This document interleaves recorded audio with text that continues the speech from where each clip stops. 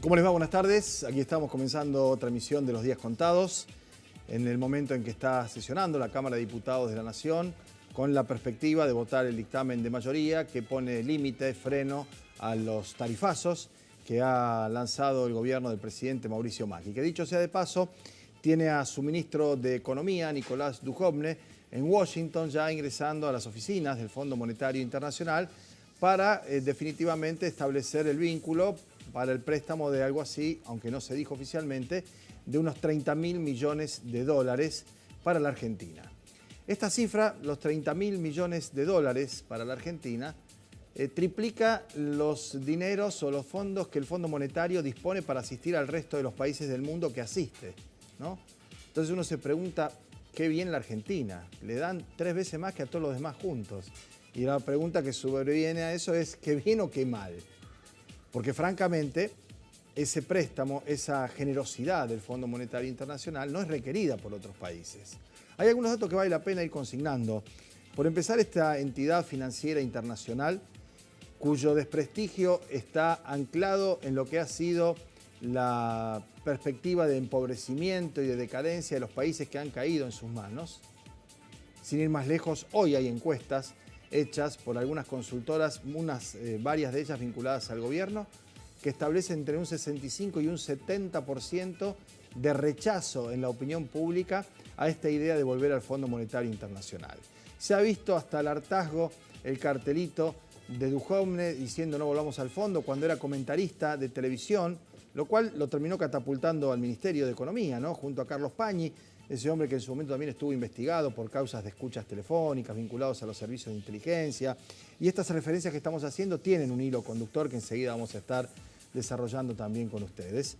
Duhovne decía que la Argentina había salido del default, había pagado los fondos buitres, en realidad eso es lo que le levanta la, en principio, inhibición crediticia en el mundo para pedirle a quien quiera lo que quiera. Abrió el grifo, entró el endeudamiento y en 2 años se endeudó más que en décadas, batiendo todos los récords, pero mostrando al mundo, entre comillas, que la Argentina era sujeto de crédito, que le prestaban plata. Ahora hay que ir a pedirle al Fondo Monetario más plata para pagar las regalías, la fuga de divisas y de capitales de esos que entraron después de que la Argentina tuvo la virtuosa idea de salir del default pagándole a los fondos buitres. Honrar las deudas, esa es la manera en que se ha presentado, y acá juega también todo el tema de la nomenclatura, la semiótica, el significado, el significante. Vamos a ver si mañana traemos a una académica para que nos dé una mano con todo eso, porque buena parte de la perspectiva del gobierno está sostenida en su política de comunicación, en el blindaje mediático y en paralelo con la transmisión de algunas ideas que lentamente se van desvaneciendo. Después de 2 años y medio, querer explicarnos que lo que está pasando ahora en la ciudad de Rosario, en la Argentina en su conjunto, en las cities, es consecuencia de los años anteriores, después de 2 años y medio, seguir hablando de lo que pasó para no hablar de lo que está pasando y lo que es peor, de lo que va a pasar, es además una ofensa a la inteligencia de la gente que está padeciendo las tarifas de luz, de gas, de servicios, de aguas más elevadas y con mayor crecimiento de las últimas décadas. Es también faltarle el respeto a los 400 trabajadores de Basali que hace 10 noches que duermen dentro de la fábrica para evitar que se cierre esa fábrica y Firmat desaparezca, porque no solo son los de Basali, sino los de los alrededores, los talleritos, los pequeños emprendimientos que van proveyendo a Basali de las distintas cuestiones que necesita, los insumos y partes para poder trabajar. O a los obreros y trabajadores de la empresa Oil, de la refinería, 70 años casi Basali, 65, 66, 90 la refinería en San Lorenzo. ¿Cómo puede ser que ahora, en un par de meses, en un par de años, se provoque lo que se ha provocado? Y está relacionado con la vuelta de la ecuación, desatender el consumo interno, tirar a la baja los salarios, deprimir la economía, abrir las importaciones, con lo cual los que producen efectivamente han dejado de producir, y generar una renta financiera extraordinaria, cosa de que aquel que tiene un pesito, un excedente financiero, la posibilidad de venir a la Argentina a traer plata y llevársela cuando quiere, como quiera y cuanto quiera, lo ponga en la bicicleta. Y lo ponen en la bicicleta.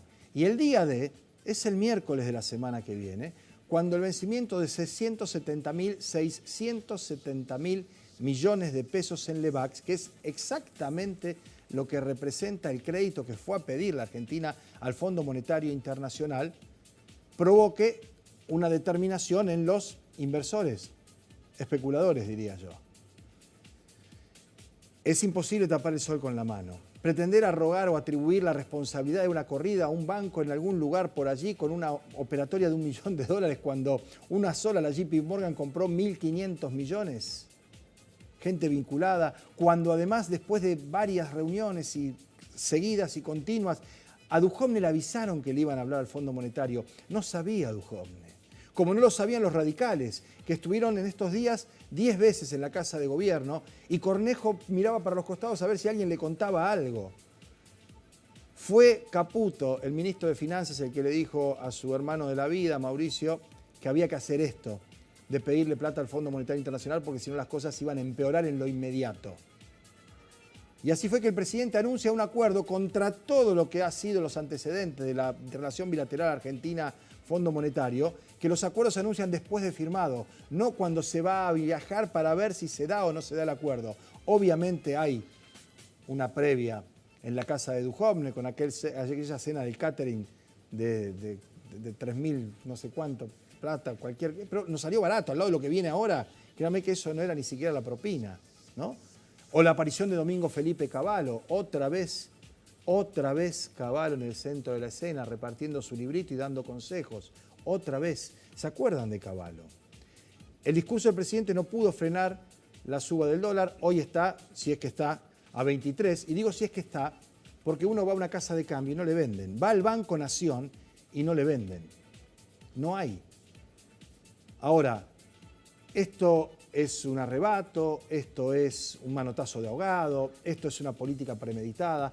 Mire, si uno escucha además referentes del gobierno, que en rigor, cuando uno dice referente del gobierno, hay que escuchar al presidente de la República, que es el presidente de la República, y la verdad que después no mucho más, porque si las explicaciones las da Elisa Carrió, si la persona que va a, digamos, dimensionar la crisis y esbozar la salida y generar ella la confianza, señores, el último que apague la luz.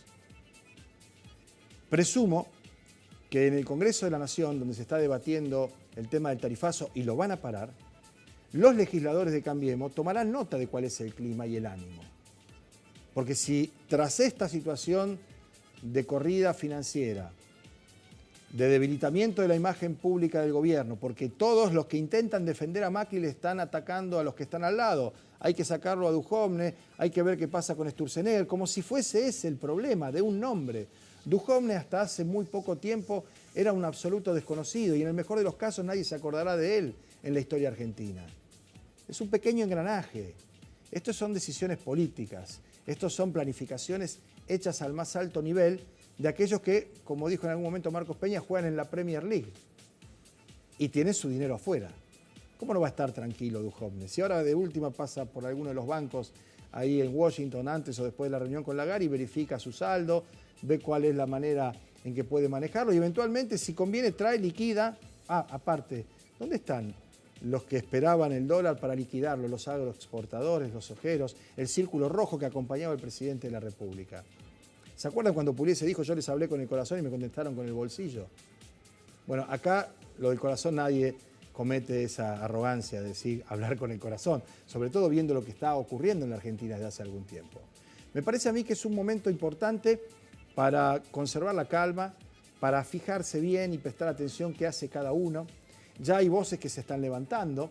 Sin ir más lejos, el gobernador Lifsi ha sido inusualmente duro con el gobierno nacional, pidiendo la convocatoria a los partidos políticos, a un diálogo más amplio, la rectificación del rumbo. Dijo que se le eriza la piel cuando escucha Fondo Monetario Internacional. Parece que ha recuperado la memoria histórica de lo que representa el Partido Socialista o lo que ha representado en la historia política argentina, más allá de su escaso caudal electoral a nivel nacional, ¿no? Ahora bien, ¿qué va a pasar con el movimiento obrero organizado? ¿Qué va a pasar con los partidos? Porque la verdad es que uno puede seguir diciendo, como intenta despejar la madre de la patria, no le hagan caso al teñido para desacreditar a Durán Barba, pero Durán Barba ha sido el artífice de la llegada al gobierno. Durán Barba sirve para ganar elecciones, ahora para gobernar no. Hay que ver quién es el que sirve para gobernar y a dónde se va a buscar ese apoyo.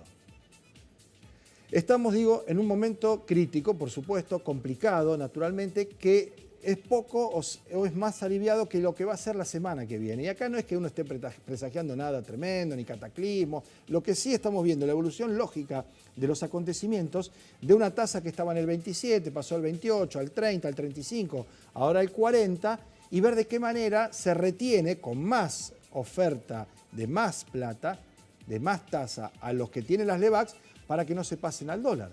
Porque si se pasan al dólar, no hay dólares.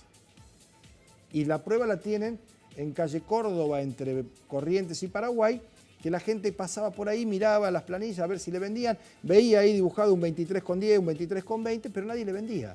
Y si usted iba al banco y llevaba su plata para comprar dólares, le tomaban el dinero, pero no le daban los papeles, decían se lo acreditamos en su cuenta. Yo no sé quién va a llevar hoy la plata al banco, teniendo en cuenta efectivamente esta operatoria, ¿no? Por más esfuerzo que hagan los gerentes, lo escuchábamos hace un rato en el noticiero del Banco Nación, que dio lugar a equívocos. Atención también con esto, ¿no? Quienes trabajamos en los medios de comunicación, quienes tenemos una responsabilidad de comunicar, tratar de hacerlo de la manera más transparente, más clara, más limpia, ¿no? Porque esto sigue, porque esto viene de hace tiempo y seguirá mucho más tiempo, digo, el trabajo, los medios, la trayectoria, la prosapia, el discurso de cada uno, rendir cuentas más tarde o más temprano con ese aparatito que es el control remoto o el dial en una radio de lo que uno dice o lo que uno hace. Estamos viendo algunos movimientos de gente que ya no está tan convencida de que se tiene que defender a como dé lugar lo que ocurre, teniendo en cuenta que el regreso del pasado, como dice el tango, el pasado que vuelve es una amenaza. Se terminó eso, ya está. Cuando le tiran por abajo de la puerta la boleta de la luz con un 500%, cuando le tiran por abajo de la puerta la del gas un 400%, cuando le suben los combustibles, que ahora lo han congelado por 2 meses, pero lo congelaron. Preguntamos a las empresas de energía eléctrica que han ganado hasta el 600 o 700%, ¿no se le puede aplicar esto mismo que le han hecho o que ha hecho Aranguren de los dos lados del mostrador? Quiero decir, el gobierno tiene ahora la perspectiva de tomar la iniciativa política, de retomarla, a partir de esto que ya se ha hecho, que se ha consumado, que es el pedido de crédito al Fondo Monetario Internacional. Veremos cómo sigue la jugada, porque hay determinaciones que van a afectar a muchos miles, millones de compatriotas, y yo creo que a esta altura el capital político que tenía el presidente Mauricio Macri se ha ido depreciando como consecuencia de una sucesión de situaciones que yo no creo que sean errores, ni mucho menos forzados, desde ya que no, pero sí es el afianzamiento de una política que veremos se toma como tal en el caso de que vete o no lo que se va a aprobar ahora en diputados y en pocos días más en el Senado de la Nación. Queríamos contar esto, compartirlo con ustedes en el comienzo del programa. Cuando volvamos de la pausa vamos a meternos en un tema que ya empezamos a transitar, que la semana pasada trajo a uno de los integrantes de la Suprema Corte de Justicia, el doctor Daniel Herbeta, a conversar con nosotros después de la decisión política, que en principio es eso y por ahora porque tendría que transformarse en una ley, de que la provincia de Santa Fe, que los estados provinciales, en este caso nuestra provincia, pueda combatir el narcomenudeo, para lo cual hay que adherir a una ley nacional que habilita a que los estados provinciales puedan combatir el narcotráfico en menor escala. Hay que ver cuál es la escala, hay que ver cuál es el combate. Bueno, va a estar el fiscal principal de la provincia de Santa Fe, el doctor Baclini, que tiene una posición, en principio, por lo que hemos leído y escuchado en algunos otros medios, favorable a esa iniciativa, que, como ustedes saben, contrasta con lo que han dicho los ministros de la Corte e incluso propios fiscales que trabajan bajo su órbita y que en la medida en que la ley no se apruebe, seguirán haciéndolo al ritmo y al tenor de lo que se está haciendo ahora, ¿no? La pausa y enseguida venimos.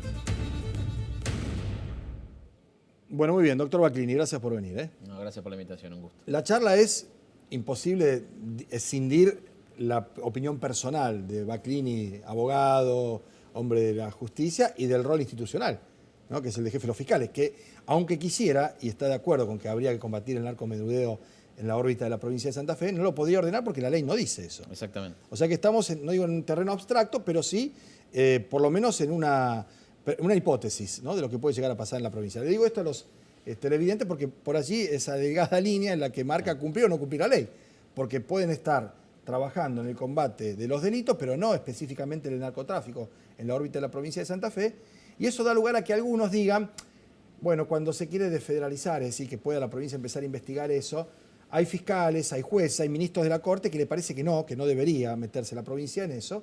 Y entonces alguien dice, no quieren trabajar, quieren mirar para otro lado, algunos más arrebatados hablan y deben ser cómplices y toda una serie de simplificaciones que francamente nosotros desatendemos, dejamos de lado pero las consignamos. ¿Usted personalmente, conceptualmente, cree que es un avance en el combate contra el narcotráfico despenalizar el menudeo? Lo primero que pediría es definir menudeo, ¿hasta cuánto? Claro, digamos, hay varias cuestiones. Lo primero que hay que marcar que cualquier debate de este tipo ya es sustancioso siempre que se haga con el nivel de que por qué sí, por qué no. Sí. Y si es por qué sí, también ver cuál es la forma en que pensamos que tiene que implementarse, porque esto también es una situación crítica donde tomar una decisión tan importante y que no digan, bueno, los fiscales actuales, con las estructuras actuales, manejen algo tan importante, nosotros condenado no vamos, al fracaso. Claro, es condenado al fracaso. Así que esto hay que tomarlo desde ese punto de vista. Primero desde el punto de vista conceptual y después práctico, porque si uno dice estamos de acuerdo, ahora, pero no habilitamos ni más cargos, ni más fiscalía, ni más presupuesto, ni mejoramos la policía, y esto va para atrás. No podemos cambiar esto. Esto fue un poco, lo traigo porque fue un poco lo que pasó en Provincia de Buenos Aires en el año 2005, que es las críticas que gran parte de las críticas se acarrean desde aquel momento, donde Provincia de Buenos Aires de un día para el otro fue la que impulsó la ley, y de un día para el otro forzaron a que se sancione la ley. La discusión es una discusión, digamos, creo muy importante para nosotros como órgano de persecución penal. El Ministerio Público, yo particularmente creo que tiene que tener a su cargo la mayor cantidad de delitos para perseguir. O sea, nosotros no podemos perseguir... Hasta acá sí, hasta acá no. Es que esto es, o sea, y es más, si uno me lo pregunta, todo lo que hace a los delitos con droga, yo no entiendo, no encuentro explicación constitucional para que esté bajo otra esfera, la federal. Debería estar bajo la provincial, pero eso sería otra discusión. Bien. Al margen. Yo creo que nosotros, como órgano de persecución, para poder ejercer cierto control sobre el delito y poder tener cierta perspectiva, tenemos que tener faltas a nuestro cargo, tenemos que tener delitos cometidos por menores de edad y esta ley de desfederalización. ¿Por qué digo esto? Porque cuando nosotros analizamos problemáticas en los barrios, con muchísima conflictividad, como todos saben, con muchísimos problemas de violencia y de delito, con muchísimas peleas de disputas entre bandas por territorio, por peleas internas entre las bandas y por problemas internos en el barrio donde la persona que no quiere involucrarse se ve obligada a involucrarse si o a irse. Entonces, claro. Cuando uno empieza a ver eso, ve que nosotros tenemos una capacidad limitada de intervención, que son los delitos comunes y son delitos sobre que nos está faltando una pata. Nosotros tenemos una oficina de análisis que la montamos hace ya 1 año y medio y estamos trabajando en forma conjunta con la Procunar. La Procunar es la Procuraduría contra el Narcotráfico que tiene la Fiscalía Federal. Y allí intercambiamos datos, digamos, datos permanentemente y análisis de delitos sobre territorio. Entonces, en un territorio concreto, la Fiscalía Provincial se siente y le dice, en el tal barrio tenemos tales bandas que se disputan y ocurre un hecho y la proyección es que vino de este lado y qué escalón de la otra banda lo puedo producir. Nosotros tenemos nivel de intervención en ese tipo de delitos, pero cuando vamos a ver cuál es la pelea real de la banda, vemos que en nuestra ciudad, sobre todo a este nivel, son problemas de... narcotráfico. Microtráfico. El problema de narcotráfico es un problema que viene de una espiralada bastante más grande. Naturalmente, con un nivel de conocimiento, de formación inferior al que tienen ustedes con todo este equipo de analistas, vemos que, salvo alguna excepción, la mayoría de las personas que son detenidas, demoradas, son jovencitos, pobres, marginales, que probablemente hayan sido empujados a eso porque no tienen otro tipo de oportunidades. Es decir, la preocupación es esa, que el hilo se corte por lo más delgado y la investigación quede ahí, toque ese techo. Le voy a mostrar, doctor, lo que publicaba el diario Perfil a propósito de la experiencia de Córdoba. Esta es una publicación de hace un par de años que da cuenta que en Córdoba bajó el nivel de combate global contra el narcotráfico porque se quedaba en esa instancia de los eslabones iniciales, ¿no? Al ser provincial. Ahí está, ¿no? Dice claramente, el combate al narcotráfico el combate al narcomenudeo debilitó la lucha contra el narcotráfico. Desde Córdoba dio la ley de federalización y se enfocó en el combate del comercio y el menudeo. La justicia federal prácticamente dejó, dice, de intervenir y de hacer procedimientos de relevancia. ¿Esto es un riesgo o no? Hay un error conceptual. Yo también digo que sin datos comparativos y construyendo de datos no reales se sacan muchas conclusiones. ¿Eso Córdoba, cree que es eso? Córdoba. Justicia Federal, la Justicia Provincial desfederalizó, se hizo cargo de la gran cantidad de delitos. Año 2015, informe de Procunar, ¿cuántos casos ingresaron a Córdoba en la Justicia Federal? 172 casos. Es decir, que la Justicia Provincial absorbió todos los casos y la Justicia Federal le quedaron una pequeña tanda de casos. Creo que son 20 nomás, 22, por lo que había leído yo en ese mismo En el informe. 2015, 172 casos eran. 172 casos permitirían optimizar una persecución acorde. Pero además, partimos de una visión ingenua de cómo se persigue el narcotráfico. Parecería, por lo que dice el informe, por lo que me están diciendo, de que el narcotráfico se persigue desde la ingenuidad que el consumidor me va a decir que el búnker y el búnker. Esa persecución llega hasta un escalón mediano. El narcotráfico se persigue, y esto yo lo marco siempre así, esto es una pirámide, cómo investigamos a estas cabezas desde el movimiento de capitales.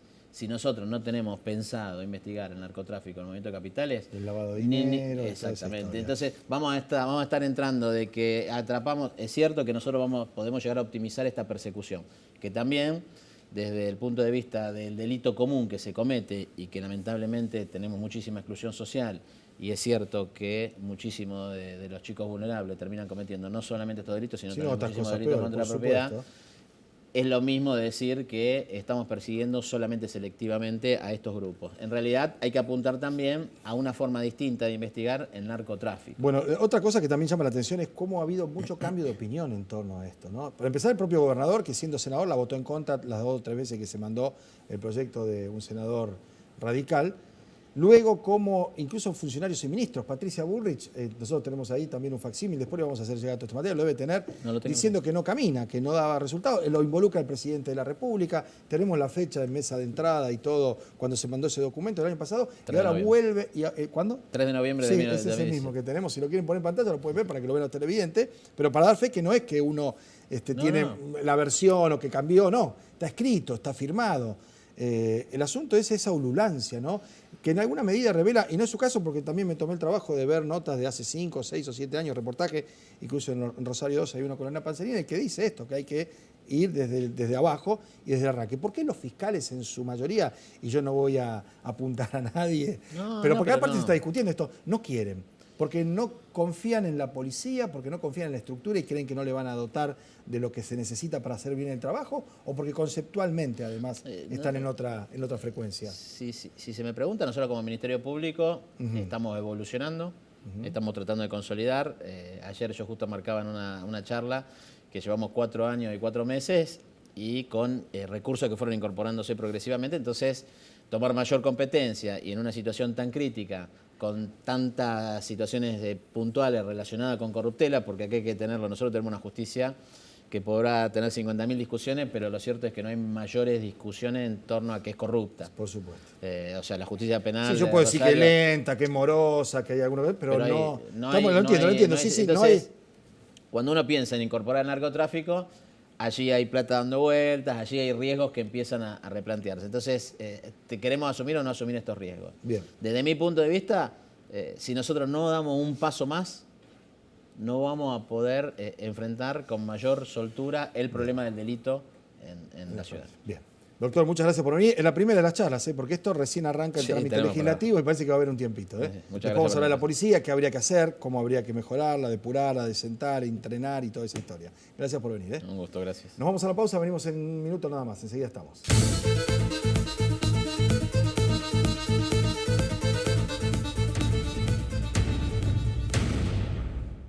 Bueno, muy bien. Tan solo para despedirnos, para contarles que mañana vamos a estar otra vez a partir de las 2 y con la perspectiva de conocer cuál es el resultado de la gestión que en principio, como dijimos en la apertura del programa, daban por hecho, ¿no? Esto es un hecho inusual, que se anuncie un acuerdo con el fondo cuando recién se va a ir a hablar, a pedir ese crédito de 30.000 millones de dólares.